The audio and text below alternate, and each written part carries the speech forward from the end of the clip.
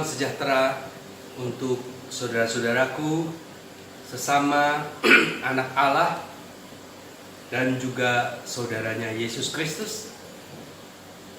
Kita berjumpa kembali dalam keadaan yang baik ini untuk membahas satu masalah yang ringan saja, yaitu mengapa Yesus disebut sebagai anak tunggal Allah. Banyak isu beredar, Yesus anak tunggal Allah itu karena Yesus itu anak kandung Allah. Kalau yang lain anak adopsi. Ya. Nanti kita akan bahas apakah benar begitu alasannya. Lepaskan dulu segala dogma yang mengikat pikiran kita. Mari kita membahas secara bebas dan biarkan Alkitab ini akan menuntun kita kepada kebenaran, ya. Yang disebut anak tunggal menurut saudara itu seseorang punya anak tunggal, berarti orang itu punya anak yang lain atau tidak? Tentu tidak punya, bukan? Anak tunggal itu ya cuma satu tok til, tidak ada anak yang lain. Namun demikian saya mendapatkan ayat bahwa Allah itu anaknya bukan cuma Yesus. Masih banyak anak Allah yang lain. Ya, salah satunya saya akan sebutkan ayat ini. Ini hanya salah satu, ya. 1 Yohanes 3 ayat 2. Saudara-saudaraku yang kekasih, sekarang kita adalah anak-anak Allah. Sekarang kita adalah anak-anak Allah. Tetapi belum nyata apa keadaan kita kelak. Akan tetapi kita tahu bahwa apabila Kristus menyatakan dirinya, kita akan menjadi sama seperti Dia, sebab kita akan melihat Dia dalam keadaannya yang sebenarnya. Saudaraku, Allah punya anak yang lain. Jadi bagaimana? Yesus anak tunggal Allah atau bukan? Kita coba cari hal yang lain untuk mengupas masalah ini. Kalau Yesus adalah anak tunggal Allah, Yesus punya saudara atau tidak? Kalau punya saudara berarti Yesus bukan anak tunggal dong. Kita temukan ayatnya di Roma 8 ayat 29. Sebab semua orang yang dipilihnya dari semula, mereka juga ditentukannya dari semula untuk menjadi serupa dengan gambaran anaknya, supaya ia, anaknya itu, yaitu Yesus, menjadi yang sulung di antara banyak saudara. Ayat Alkitab mengatakan Yesus punya banyak saudara. Jadi artinya Yesus anak tunggal atau bukan? Bukan. Lagi, kalau seseorang itu punya anak tunggal, anaknya cuma satu, maka dia hanya jadi bapaknya atas orang itu saja. Dia bukan bapaknya orang lain, ya. Bagaimana dengan Bapa? Bagaimana dengan Allah?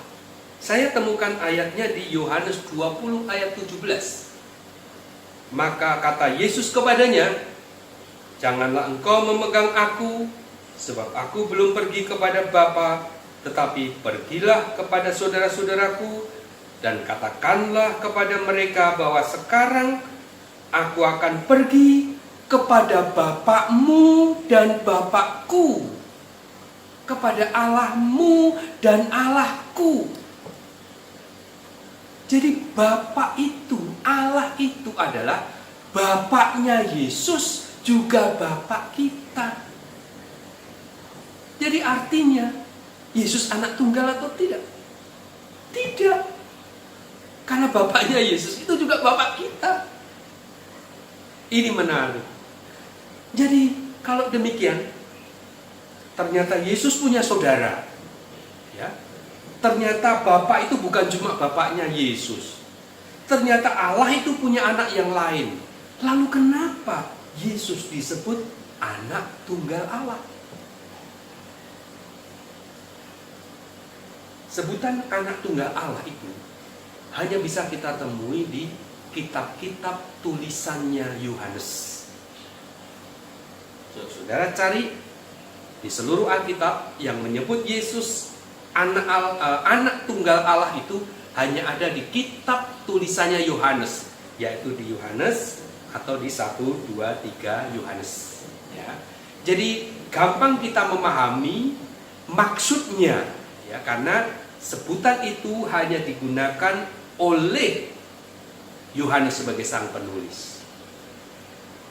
Saya menemukan pertama kali Yesus disebut sebagai anak tunggal itu ada di Yohanes 1 ayat 14. Firman itu telah menjadi manusia dan diam di antara kita, dan kita telah melihat kemuliaannya, yaitu kemuliaan yang diberikan kepadanya sebagai anak tunggal Bapa, penuh kasih karunia dan kebenaran.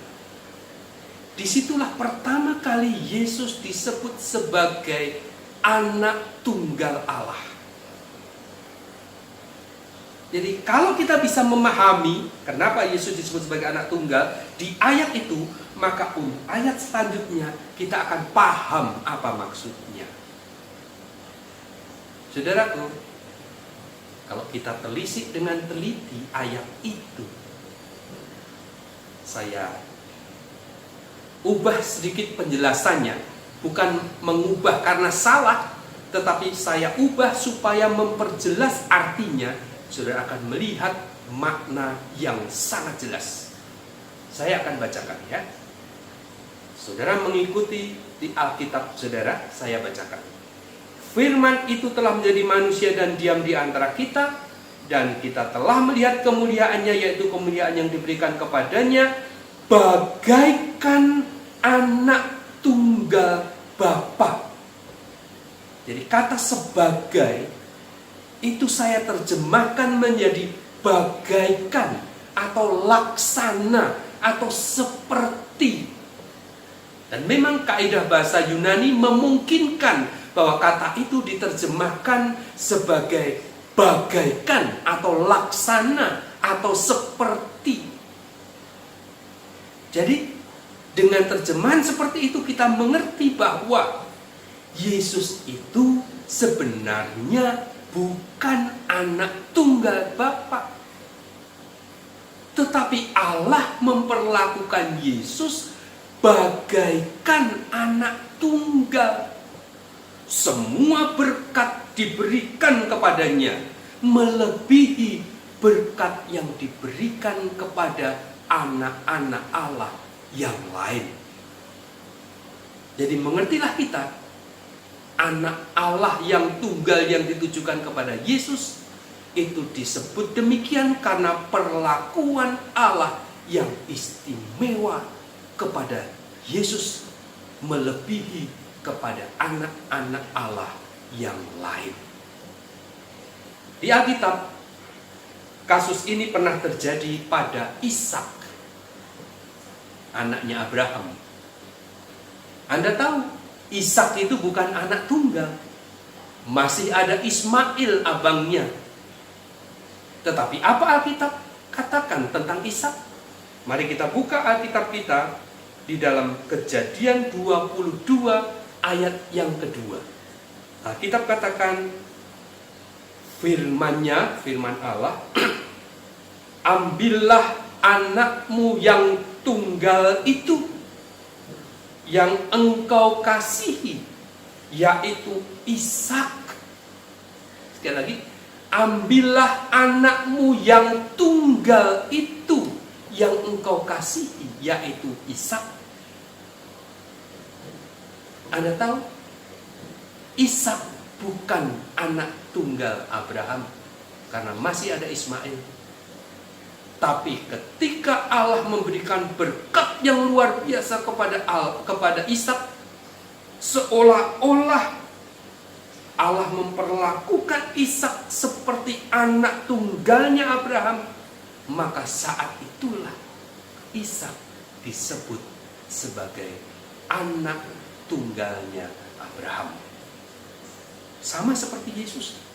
Anak Allah ada banyak, tetapi berkat khusus yang diberikan oleh Allah kepada Yesus membuat Yesus disebut sebagai anak tunggal Allah. Lalu bagaimana dengan anak adopsi atau anak kandung? Ibrani 2 ayat 11 menolak anggapan itu. Kenapa? Karena dengan jelas Ibrani 2 ayat 11 menjelaskan bahwa baik Yesus maupun orang banyak umat setia itu berasal dari satu. Kalau berasal dari satu itu bukan adopsi namanya. Adopsi itu asalnya dari tempat lain. Jadi demikian penjelasan tentang Yesus, anak tunggal Allah.